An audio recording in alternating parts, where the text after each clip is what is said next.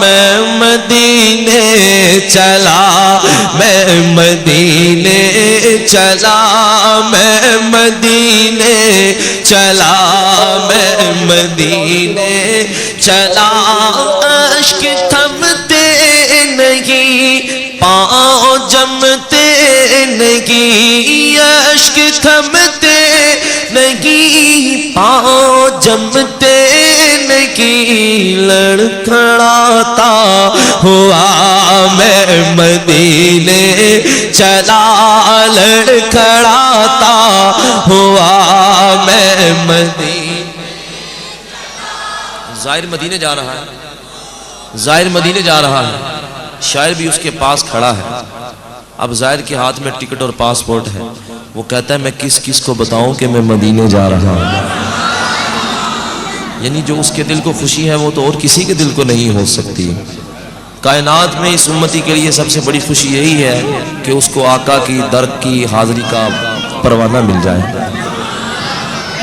مدینے جانے لگتا ہے تو وہ خوشی کو شاعر یوں بیان کرتا ہے، کیا بتاؤں ملی دل کو کیسی خوشی،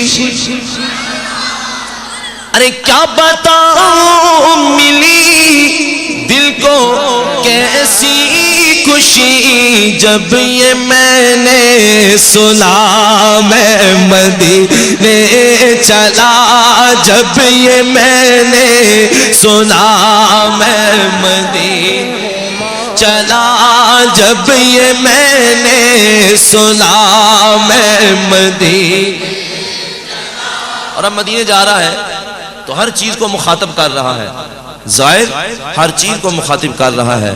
اگر اس کے سامنے درخت آتے ہیں تو ان کو کہتا ہے میں مدینے جا رہا ہوں، پتھر آتے ہیں تو ان کو کہتا ہوں مدینے جا رہا ہوں۔ اے شجر اے حجر تم بھی شمس و قمر، اے شجر اے حجر تم بھی شمس و قمر، دیکھو دیکھو ذرا میں مدینے چلا، دیکھو دیکھو ذرا